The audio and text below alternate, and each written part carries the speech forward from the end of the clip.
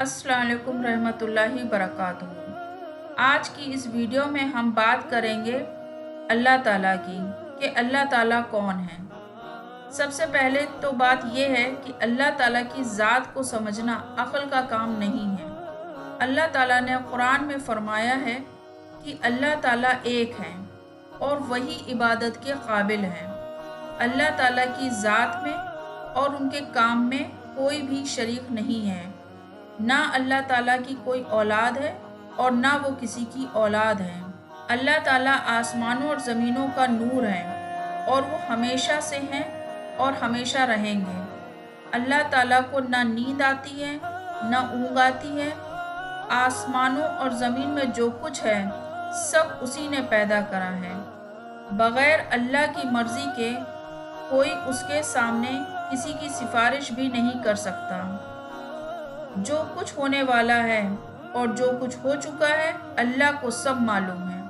आसमानों और ज़मीन में कोई चीज़ ऐसी नहीं है जो अल्लाह के इल्म में ना हो। अल्लाह उसका इंतज़ाम करने से नहीं थकता।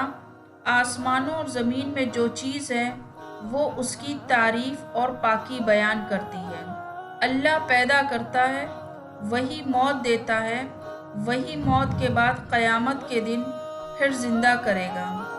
अल्लाह सब कुछ कर सकता है, उसकी मर्ज़ी के बग़ैर कोई कुछ नहीं कर सकता।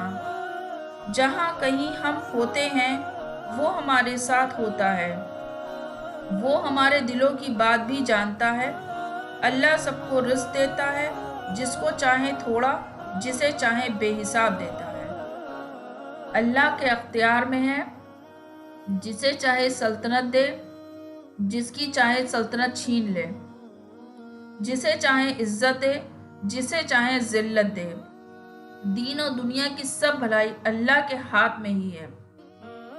अल्लाह ही औलाद देता है, जिसे चाहे बेटे दे, जिसे चाहे बेटियां दे, और जिसे चाहे दोनों दे और जिसे चाहे कुछ ना दे।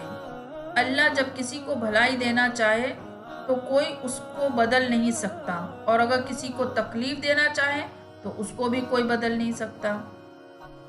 अल्लाह ने आसमान, सूरज, चाँद, तारे, ज़मीन और उसके दरमियान में जो कुछ है सब हमारी खिदमत में लगा दिया है। उसी ने हमारी अच्छी अच्छी सूरतें बनाई हैं। उसने हमको इसलिए पैदा करा कि हम उसकी इबादत और फर्मा बरदारी करें। अल्लाह ने हज़रत मोहम्मद सल्लल्लाहु अलैहि वसल्लम को अपना आखिरी नबी बनाकर भेजा और हज़रत मोहम्मद सल्लल्लाहु अलैहि वसल्लम पर अपनी आखिरी कलाम कुरान मजीद नाजिल फरमाई कि मैं इसकी हिफाजत करूँगा। अल्लाह ने ही बताया कि हम खुद भी कुरान मजीद पढ़ते रहें और दूसरों को भी समझाते रहें। ये एक मुख्तसर सा अल्लाह के बारे में बताया गया है।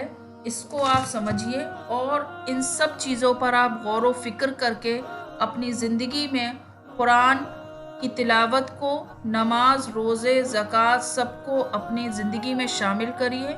हमारी नबी की सुन्नतों पर आप चलिए ताकि इससे हमें जन्नत नसीब हो और अल्लाह ताला हमारे सारे अमल को कबूल फरमाए।